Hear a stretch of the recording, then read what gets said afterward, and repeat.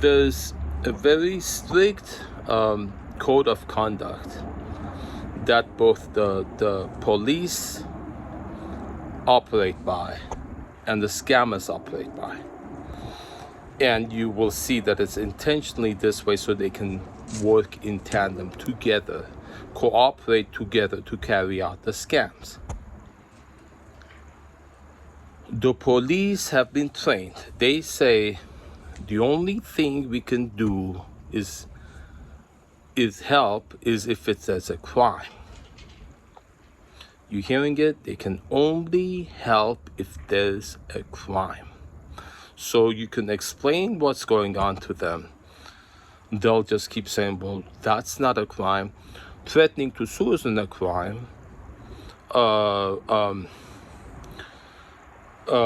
the police repeatedly, even if she has you have a restraining order against her, that's not a crime. Telling us all a bunch of lies, that's not a crime. And I can go down the line, okay? And gaslighting, we don't know what gaslighting. Even the lawyers said, don't even mention gaslighting to the judge. And I was explaining to the judge that she's taking revenge on me for the stuff that has happened to her in the past, that others have done to her. And the judge goes, well, I don't want to hear that. The judge only wants to hear crime, you know?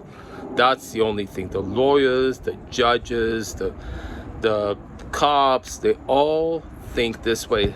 Now the scammers have been trained.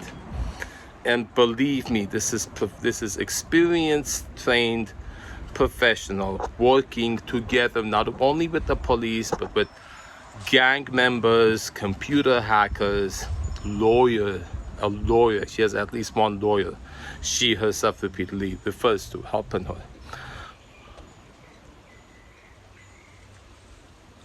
These methods are engineered meticulously and used methodically for each situation in a way that they do not cross the line and that makes it become a crime. You understand? So all of these methods she uses, she brings all these thugs, all these scary people into my house repeatedly. They stay overnight, make vulgar noises, play vulgar music, gang music, all kinds of, tattoos all over their faces and graffiti on my mailbox, the same that's on the inside the wall. And so all this stuff going on, gang music, so all this stuff going on, none of it registers as a crime. None of it. Even with my restraining order, I told the judge, what about all the people she brings in? She said she'll put in a provision in there that it's not, to prevent me being, and she said, so there's pages of slander she's put on the Nextdoor app. You look at the Nextdoor app, that she's lies and lies she's spilled on there about me. The restraining order says no threats, no intimidation, no contact, no. It says, one blatant violation, it says no vandalism, no destruction of property. She broke the security camera above that room where she runs a prostitution and drug dealing. She repeatedly covers, on the video shows she covers up my security cameras. Why would you think that is to prevent the revelation of the crime, the criminal activity. She puts on that narrative, false narrative, that it invades her privacy. No, I want nothing. Look, that's a lie. Like that she's walking around with prostitution clothes, and she says people want to look at her. And another one, she keeps using the sympathy card. That's all of her family, the cancer and the diet, all the stuff that you hear it over and over and over and over again. We heard it when I gave her back then when I was gullible, I gave her my phone. My friend Renee gave her phone $1,200. She fell for it. Look, people for the police fall for it. Okay, so if it isn't, but that the maliciously helping her, they fall for the sympathy thing. They constantly flirt with her, talking to her like friends.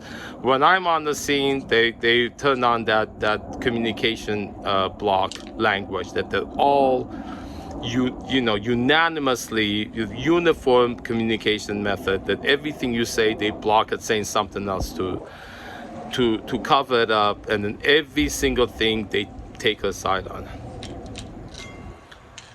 All right, so that the main point was, she has all of this behavior specifically designed not to register, not to cross the line so far that they say, well, that's a crime.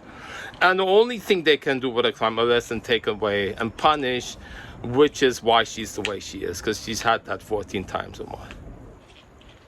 When all she needed, and she needs help now, and she's not getting it because she's in danger. The help she's gonna get is gonna get her into trouble, because they're gonna find out what she's involved with. If you can help her without getting in trouble, please do so. Okay? Because I don't want to see her get arrested, and that's why she's here taking advantage of me. You see? She knew who I was. They scope out the target. They know what kind of person to go to.